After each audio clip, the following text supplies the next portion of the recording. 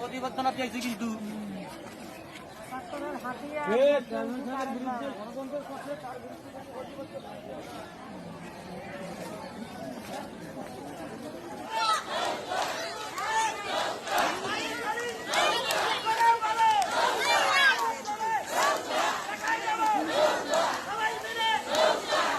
হাজার বছরের শ্রেষ্ঠ বাঙালি জাতির জনকের প্রতি শ্রদ্ধা রেখে এবং দেশ টিভি সহ সকল ইলেকট্রিক মিডিয়ার সাংবাদিক ভাইদেরকে আমি ধন্যবাদ জানাচ্ছি এবং কৃতজ্ঞতা জানাচ্ছি এবং নদীপ্রিয় শুভেচ্ছা জানাচ্ছি। এই বিজয়ের মাসে সবাইকে ধন্যবাদ।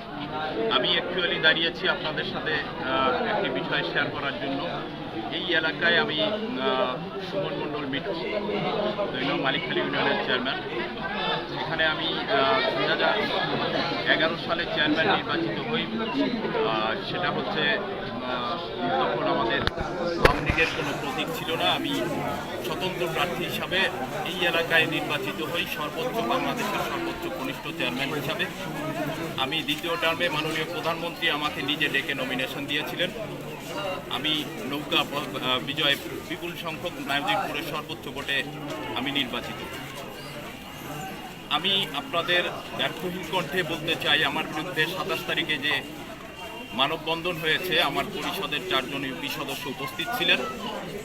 এই ইউপি সদস্যরা আমার কাছ থেকে সর্বোচ্চ 40 দিনের আমার বিরুদ্ধে অভিযোগ করেছে। 40 দিনের কর্মসূচি থেকে আমি টাকা আত্মসাৎ করেছি। আমি 40 দিনের কর্মসূচি সম্পর্কে বলতে চাই। 40 দিনের কর্মসূচি ইউপি চেয়ারম্যানদের কাজ হচ্ছে ইউপি যারা 40 দিনের হতদরিদ্র কর্মী যারা লেবার, এই লেবারদের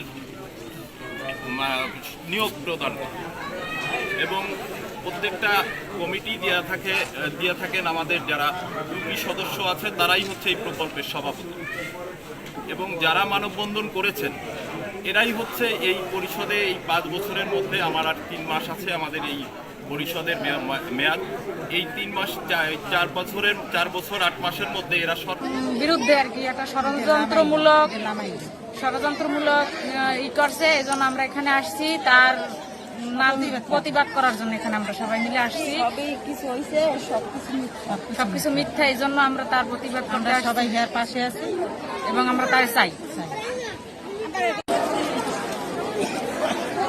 আমাদের 2 নং মালিকখালী ইউনিয়নের চেয়ারম্যানের বিরুদ্ধে যে ষড়যন্ত্র চলছে তার তীব্র প্রতিবাদের জন্য আমরা এখানে উপস্থিত হয়েছি এবং আমি ব্যক্তিগতভাবে তার তীব্র প্রতিবাদ জানাই, যাতে এই ষড়যন্ত্র থেকে সে মুক্তি পায়, তার ব্যবস্থা করবার জন্য রোধ করতে।